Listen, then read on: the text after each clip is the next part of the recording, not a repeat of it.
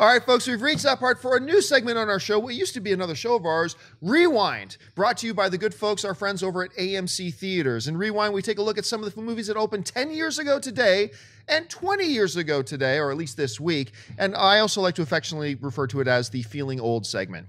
All right, first of all, on to their 10-year anniversaries. Before Sinead was born. Before Sinead was born, before her 3 children were born, going back 10 years, Where's celebrating Pepe? their 10th anniversary this week.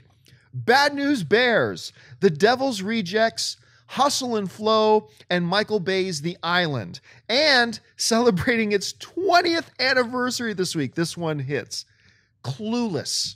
Clueless turns 20 years old this week, along with Free Willy 2. Snap. What stands out to you on this list? You know, Bad News Bears, Devil's Rejects, Hustle and Flow, The Island. So the Bad News Bears was the remake Yes. that came out. So that stands out as like, I don't want to see that remake. And even 10 years later, I still don't want to see You know it. what? It wasn't as bad as you might think. It doesn't at all live up to the original. I know, but for me, that original with Walter Matthau that's it. So classic.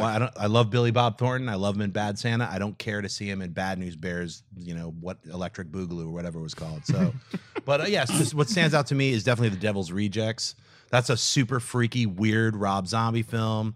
I like Rob Zombie's films. They took a little time to get into, for me at least. But I really liked his take on Halloween, especially how the weird director's cut. So if you haven't checked out any of his stuff, what's the last one that just came out? The name of it always escapes me. We had him in studio to talk to us about it, and I cannot remember the name of the movie. The one that just came out last The year. one with the girl who discovers she's a witch and comes from long lines of witches. I cannot remember. I'm going to go with The Witch. It was. I'm pretty sure it was not. It was Salem. Something. Salem was in there. The Salem was Witches in the of title. Salem. No, it wasn't Witches of Salem. Anyway, Mark, what have all these films stand out to you? Emojis of Salem. It's just a frowny face. Free Willy 2 is actually what stands out to me because you can't make a fun whale movie anymore unless it's something like Blackfish or something like that's a documentary about how sad it is that we have whales in captivity. Free Willy 2 was back in the day when you could have a whale starting in captivity and then it could free itself. The first Free Willy is the only one I saw, though. When the whale jumps out and frees its head, and it's in the air for like 30 seconds. It's like Jordan just doing that free throw dunk. I don't know what happens at the end of Free Willy 2. I imagine it's a happy ending too.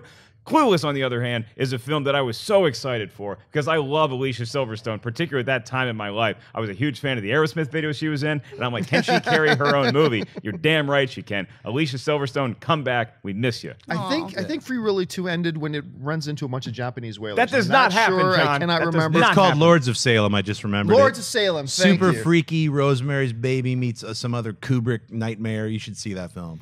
It'll give you nightmares. The Island stands out to me because that was the first movie I remember that I was like, I was doing the movie blog already, and I was so conflicted about it. I was like, there were so many good concepts in there, and yet executed so badly. So I wasn't quite sure how to come out on that. But to me, it's Clueless. That movie is like still today culturally very relevant. People love that film, and what really freaks me out was Paul Rudd, because I think Anne was watching Clueless again like 2 weeks ago.